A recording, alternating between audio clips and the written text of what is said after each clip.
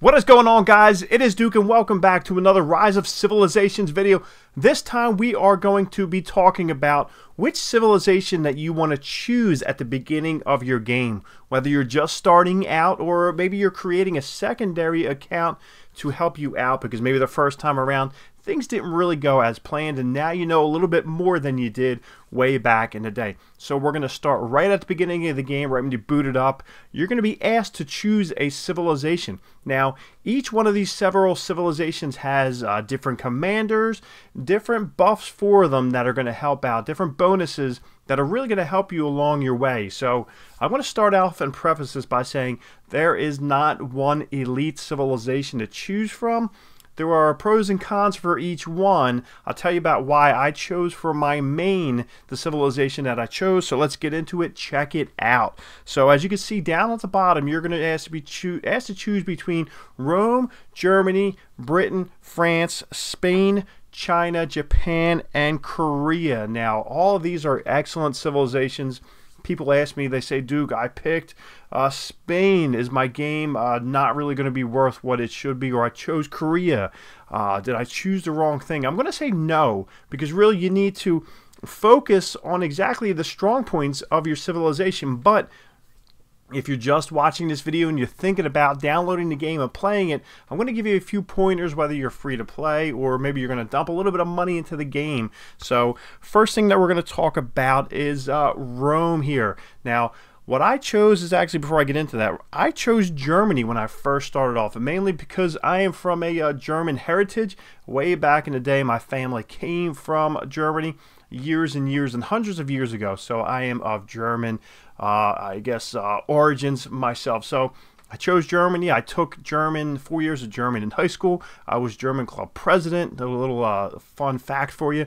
I never went to Germany myself. I would love to, but so that's why I jumped in there. Now, starting commander and some of these special bonuses that you're given, maybe something that you might want to look at. So really what you want to do is jump in. There's two things that you need to pay attention to when choosing your civilization. One is the commander that you're given to start off. So that is a big thing. So honestly, I think if you're just a casual player looking to play this game for fun, not going to invest a ton of time into it, maybe you want to look at choosing a civilization based off of the starting commanders you can see all the way up top there.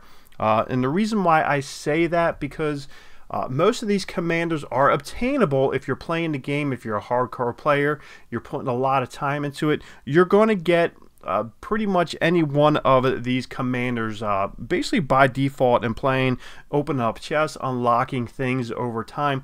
So that's why I'm saying if you're a casual player, maybe you want to pick one that you like. So we're going through probably one of the ones that you do not get much of. So we're going to start off here at Rome with Scipio.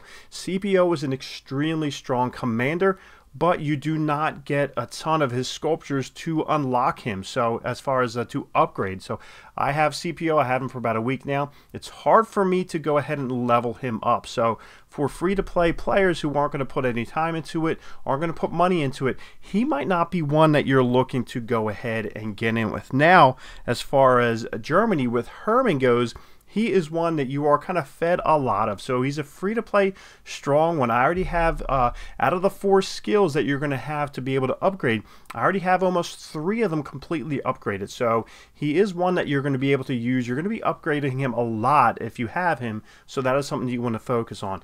Second thing that you want to focus on when choosing your civilization, down the bottom there in the descriptions, are basically the buffs for your civilization.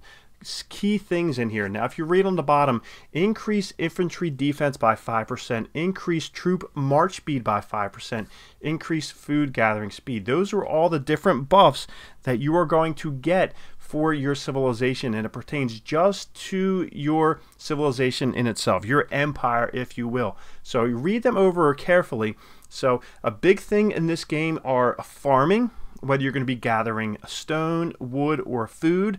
And on the flip side of that is attacking. So each one of these are predicated on the abilities in the game. So if you're a farmer, if you come from other games where you farm up a lot of things, I'm going to say that France is a key one for you. Joan of Arc is one of the best farmers. She's one of the best gatherers out there that are available, and she's also a great support commander. So if you love farming, France is going to be the one for you. As you can see, increased stone gathering speed by 10%, and she is also a wonderful gatherer.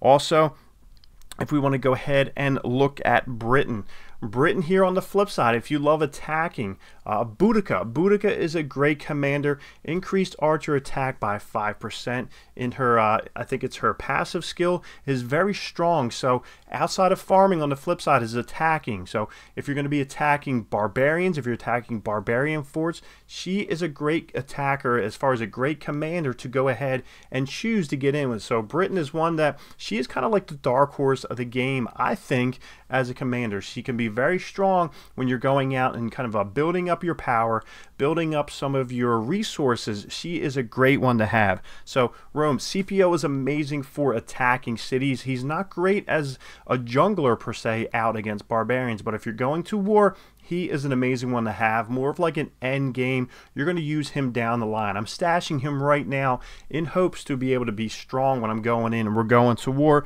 So Germany, like I said, Hermann is kind of a middle of the road commander in my eyes. Like I said, there's a lot of people with different opinions, but right now he is good for cavalry as far as your units going in.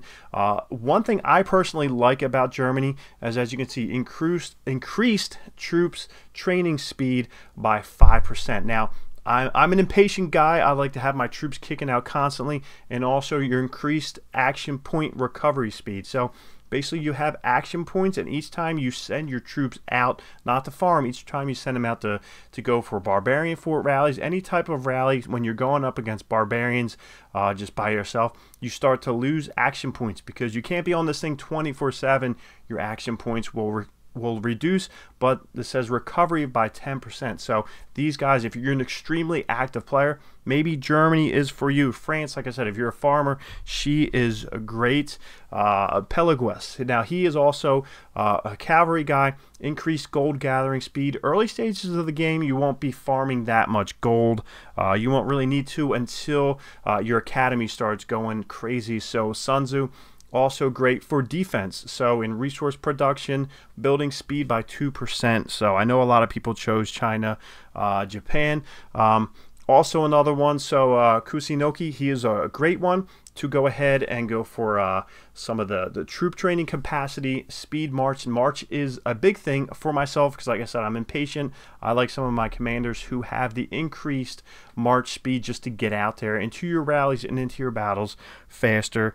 And Korea, I really don't know much about him, so it's Mondiak. I really don't know much about him because I just unlocked him and I haven't really used him.